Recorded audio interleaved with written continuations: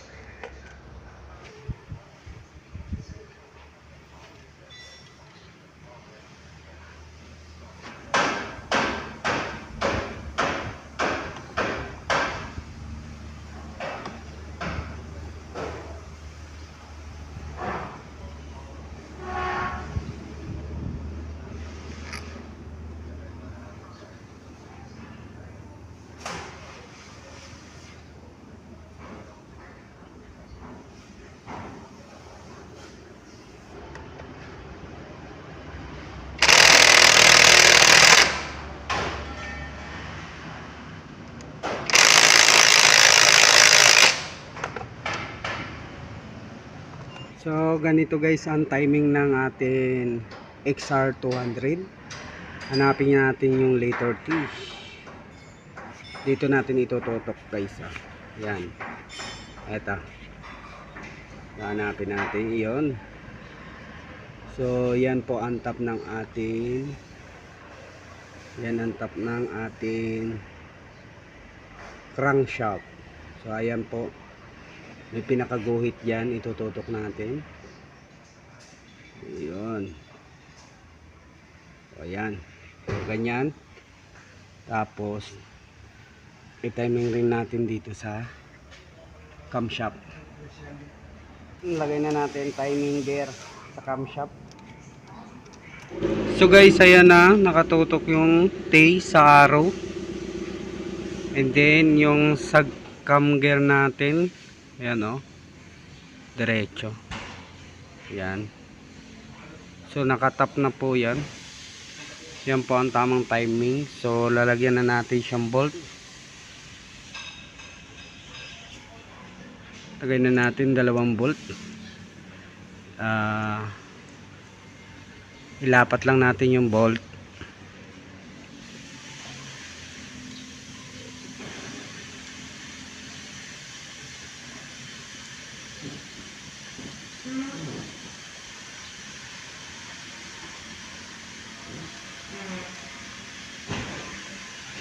Sunod natin yung tensioner natin. So may copper washer po yan ang ating bolt sa tensioner. Ayan po. Ito nyo. So ikutin lang natin dito yung para bumaon yung tensioner natin. Ganito lang guys kung paano natin ipaatras tong tensioner. tatanggalin nyo lang dito yung screw bolt, and then gagamit kayo ng flat, and then paikutan nyo siya. Yan, isasagad nyo lang po yan. Ayan o. Yan, papakita ko sa inyo kung paano natin gagawin. Yan, yan, yan, yan. So ayun, bumaon na siya. Kung makita nyo, umatras po siya. Tapos lalagay na natin yung ating tensioner doon sa makina.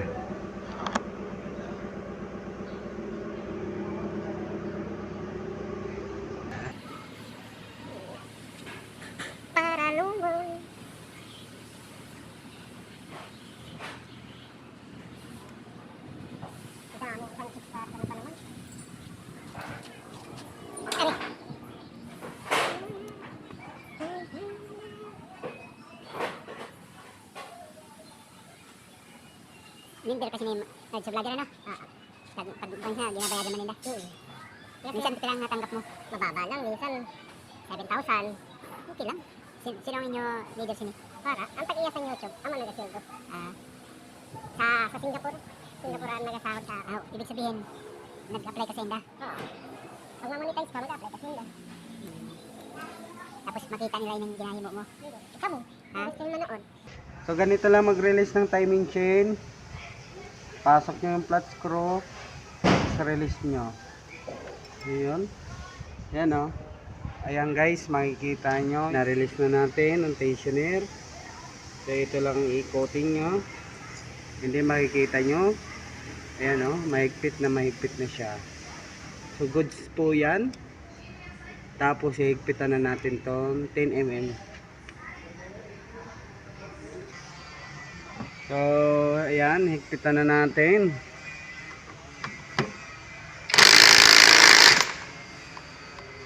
Ayan.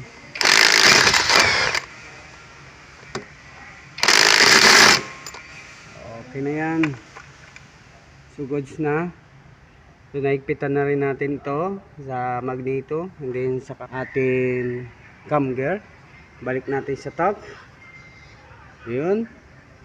Ayan, nakatag na po yan ha. Ayan, letter T, and then arrow. So ayan. So goods po. So good na po. Para sure tayo, ikutin nyo ng 2 bisis ang ating sigonyan. So ikutin lang natin para sure tayo sa mga kaibigan natin. Kailangan sure tayo lagi ano, sa ginagawa natin. Lalo na kung magta-timing tayo ng camshaft or crankshaft. So 2 ikot, dyan yung malalaman kung tukod. Hindi po tutuloy ang ikot. Ayun. Okay, goods. So yan, tinuturo ko lang sa inyo para wala po tayong problem ano. Ayan. So goods po yan. Goods yan. Sinaikot ko. Wala naman tukod. So yun, ikakabit lang natin tong cover nya. Saan dito? Cover and then starter motor. So lagay na natin ang cover. Ayan. Yun. Yan. So lagay na natin mga bolt. Bolt, kaibigan. Dito mahaba yan ha. Sa cover nya.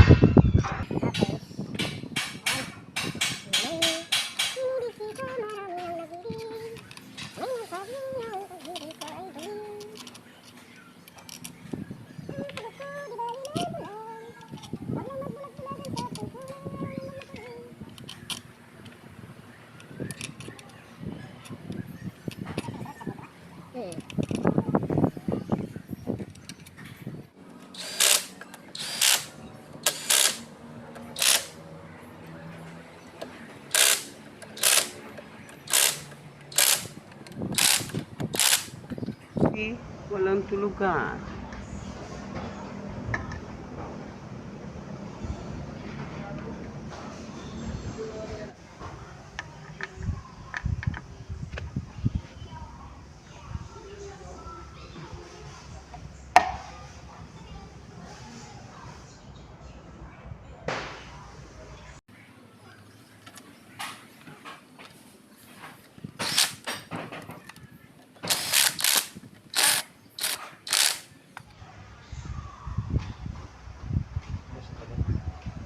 So guys, linagyan ko lang pandikit.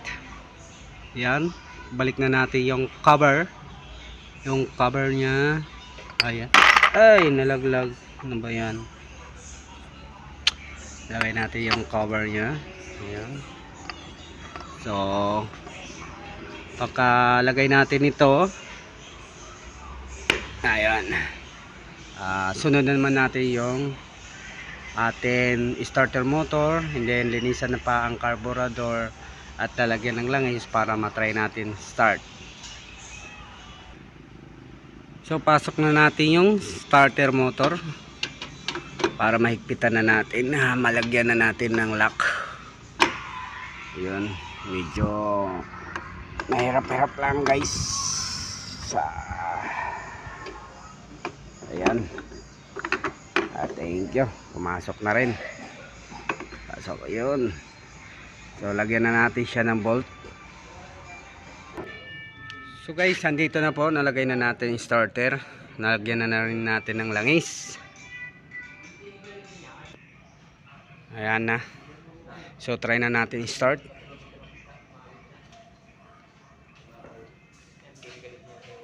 Yun, naka-on. And then start.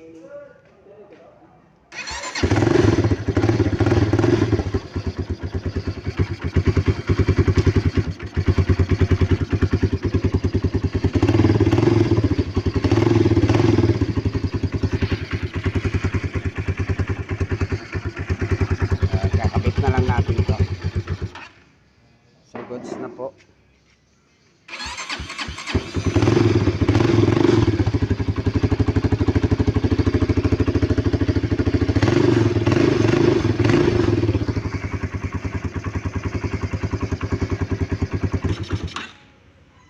So guys, sana may natutunan kayo sa konting tutorial natin. Paano mag-timing sa XR200 ng crankshaft at camshaft. So, yun lang. So, once again, maraming salamat po.